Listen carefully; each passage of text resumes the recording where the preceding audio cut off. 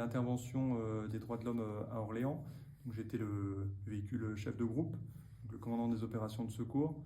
Donc, à mon arrivée, on est en présence d'un véhicule qui a été percuté à très forte cinétique, donc avec 2 personnes en arrêt cardio-respiratoire, avec pas mal de témoins autour, une ambiance un petit peu pesante, vous l'imaginez, et on a mis en place tout de suite les actions comme on a l'habitude de faire.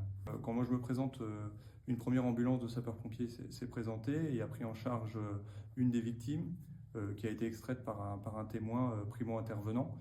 La deuxième est encore incarcérée dans le véhicule. Je suis arrivé en même temps que le véhicule de secours routier qui a les moyens de désincarcération. Avec des actions très rapides, celui-ci permet d'extraire la deuxième victime, qui est prise en charge tout de suite par la deuxième ambulance. Comme je vous l'ai dit, les 2 victimes étaient en arrêt cardio-respiratoire et on a mis en place tout de suite du coup un massage cardiaque et rejoint par le SMUR d'Orléans, qui lui a mis en place aussi ces procédures. J'occupais également les fonctions de véhicule chef de groupe. On intervient là du coup sur un véhicule qui aurait été victime d'un suraccident, parce que sur le premier appel qui est passé au 18, on a la notion de 2 personnes qui sont à peu près au milieu de l'autoroute qui ont eu un premier accident. Et puis après, on a entre guillemets plus de nouvelles.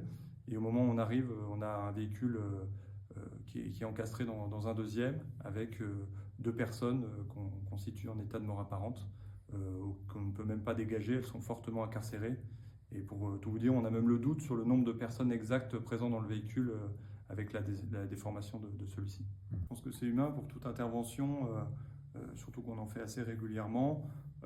On se fait un petit scénario dans notre tête. On sait qu'on devrait toujours partir sur le plus majorant, mais voilà, des fois on part, on se dit ça va être un accident matériel comme on en fait régulièrement à cet endroit-là. Et puis au fur et à mesure qu'on a les éléments sur le trajet, on se dit en fait ça va être peut-être un peu plus grave, et en effet là ça l'était. Le stress en lui-même, on l'a forcément un petit peu au début de chaque intervention. Après on connaît nos missions. Dans un premier temps, on a entre guillemets pas trop le temps d'y penser. On met en place les procédures et les missions que l'on doit faire.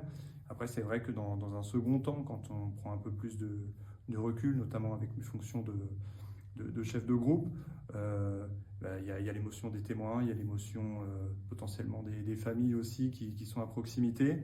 Là, avec l'expérience, on arrive à se verrouiller, à ne pas trop se projeter. On va dire sur la situation de la victime pour rester professionnel et puis pour nous protéger aussi. Après, par moment, on y arrive plus ou moins suivant le contexte de l'accident et puis l'expérience aussi qu'on peut avoir. Sur chaque intervention un petit peu marquante, donc que ce soit avec des décès et ou d'autres éléments qui pourraient être marquants pour on va dire le commun des mortels, on veille vraiment au sein du SDIS à voir dans chaque équipage si on n'a pas des personnels qui seraient plus ou moins impactés psychologiquement. Donc il y a tout d'abord un premier débriefing qui est fait par le chef d'agrès, donc le chef de chaque engin. Éventuellement un briefing global de l'ensemble des intervenants qui peut être fait par le commandant des opérations de secours. Et ensuite, si c'est nécessaire, on passe le relais à notre service de santé, donc avec un débriefing à chaud qui peut être fait par une infirmière.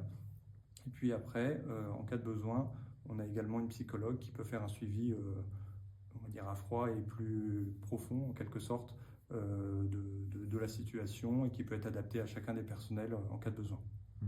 Dans cette génération, on a beaucoup plus pas de facilité, mais on cherche vraiment à faire ressortir les émotions, qu'il n'y ait pas que les personnels ne gardent pas ça pour elles et de fait puissent vraiment en parler. Après, sous différents on va dire formats, ça peut être quelque chose de très informel comme un débriefing, mais ça peut être aussi en rigolant, on va dire, autour du foyer, en parlant plus librement. Vraiment, le but, c'est d'éviter de garder ces situations pour nous et d'en parler auprès de nos collègues, parce qu'après, il y a aussi toutes les problématiques avec le secret médical, le secret professionnel, mais le but vraiment, voilà, de faire ressortir tout ce qu'on aurait pu ressentir. C'est pas systématique sur chaque intervention, mais le but, c'est que personne ne garde ça pour lui et puisse en parler librement. pense que tout pompier se rappelle du premier mort, on va dire, traumatique qu'il a fait. Et puis, pour mon cas personnel, c'est une intervention que j'avais fait en saison dans le Gard, dans le sud de la France. Voilà, c'était un été aussi assez meurtrier sur les routes du département. Et là, sans pouvoir trop expliquer, sur une des victimes qui avait mon âge à l'époque, voilà, qui était décédée dans un accident face à un camion. On va dire, la carapace était un petit peu fendue, et c'est vrai que j'avais ressenti un petit peu plus d'émotions, même si on a des émotions sur les autres interventions, mais ça m'avait affecté un petit peu plus. Et notamment après, quand la mère de la victime est arrivée et qu'elle a crié. Enfin, voilà, je pense que c'est un cri que malheureusement je n'oublierai pas